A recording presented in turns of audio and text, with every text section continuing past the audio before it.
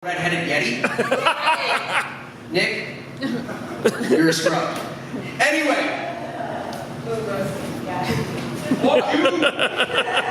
You wish. Anyway, how are we doing tonight? Woo!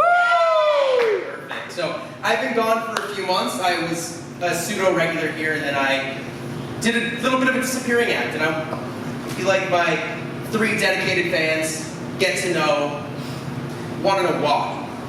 So, do you guys remember in February when we had that iciest week of the year? Thank you. So I was going up 35 and I hit a thing of ice. So my car starts sliding out of position, and normally some people try to like reconnect the car and do all that stuff to fix it. I didn't. I just let my car do its thing. I thought, you know what? Every time you try to fix it, it just makes it worse. I'll just leave it alone.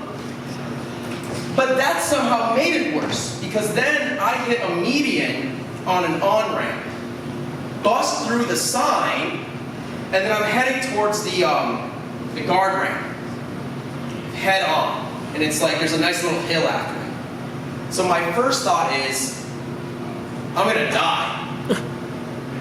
Right. But the thing is, you know how people have near-death experiences? They always say, my life flashed before my eyes. Oh, I didn't do everything in life I wanted to. I should have kissed that boy in 8th grade or something. Or they'll be like, God, what's my family gonna think? My boyfriend, my girlfriend, who's gonna take care of my pets, my job, all this stuff. They get really worried about what others think. My first and only thought as my car was careening me to what I thought was my death was, this may as well happen. And, spoiler alert, I didn't die. What? I know. I actually walked away from it just fine. But the thing is, so I get out, my car's destroyed, it's just ruined. And so I wind up getting a ride to a gas station, my parents come pick me up, and I wind up telling my parents this, that I was careened, I thought I was gonna die, and all I thought was, And they were like, that's really worrisome. Yeah. And I'm like, maybe. I just realized that I have like no will to live. Like, and I'm not saying I'm suicidal. Like, that's not it. Don't be worried. I see a therapist, she says I'm fine. But, like I used to I'd watch movies and someone would get like stabbed with a fork once and they would just like die. And I never understood it, because you have like the hero of the movie will go on and somehow get shot 37 times and get up. And I'm like, where's that willpower? So why don't you just get up again? And then I get in my car accident, I'm like, oh, I get it. You just get stabbed with a fork and I'm out. That's it. And so I realized that with this small will to live, I don't know what's gonna do me in. Like, I feel like I'm gonna get, maybe Nick probably, will like punch me in the shoulder and give me like the tiniest bruise. And my mentality is just like, we're out. Where's the check? I'm leaving, peace. And they're gonna roll me into the morgue and be like, how did he die? And they're like, someone punched him lightly. And they're gonna try to figure out this medical mystery of why I died. And like, I could stub my toe and my body would just be like, no, we're not getting up again. And it's gonna be a medical mystery until they just realize I'm just,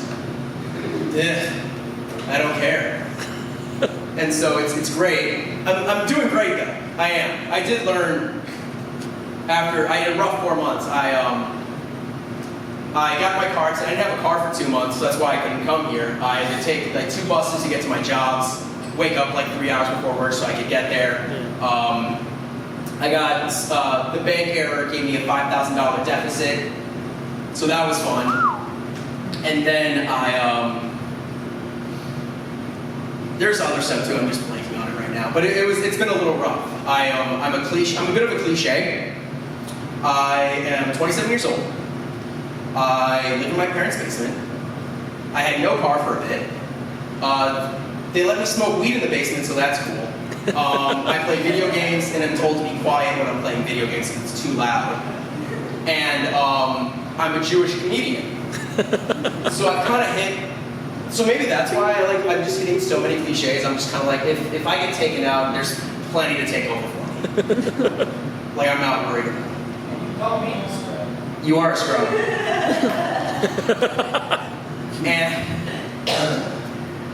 and so it's been a little rough, but I'm back, trying to come up with new material all the time, and it's great. Actually, speaking of, as I change the subject, speaking of new material, does anyone remember that movie Shark Tale from 2004?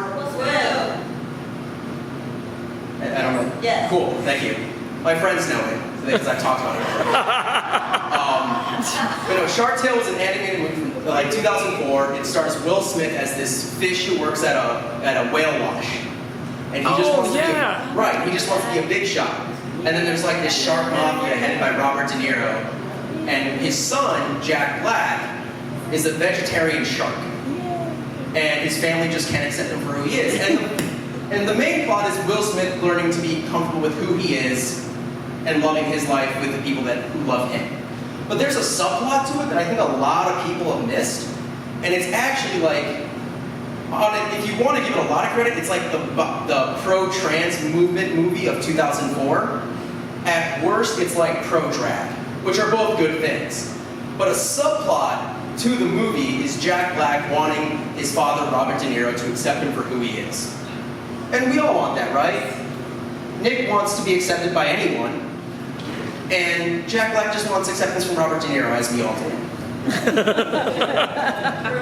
And one part of the movie, Jack Black's shark character dresses up as a whale. Or not as a whale, sorry, as a dolphin. He's in drag as a dolphin. And Robert De Niro figures out, he's like, what have you done with my son? I'm gonna kill you. And he gets caught in like the whale wash. And at some point, Will Smith, as you know, with all movies, gives a big rousing speech as to, your son's still alive, he's still here, why don't you just love him for who he is? And I'm pretty sure he's still in dolphin drag, but then Robert De Niro has this accepting moment and he just says, let me out of this so I can hug my son. And a lot of movies from the 90s, 2000s are getting a lot of hate, like the Jim Carrey movie, Ace Ventura, for being homophobic. Because he kisses a woman who used to be a man, and like put a plunger to his face. And so I think we need to turn attention more to how great Shark Tale was, and how supportive it is. Like it should get a little more attention for being so supportive. And I think people forget about that movie because it's amazing. How am I doing on time? You're a minute and a half over. Oh, cool, then I'm done. All right, thank you so much.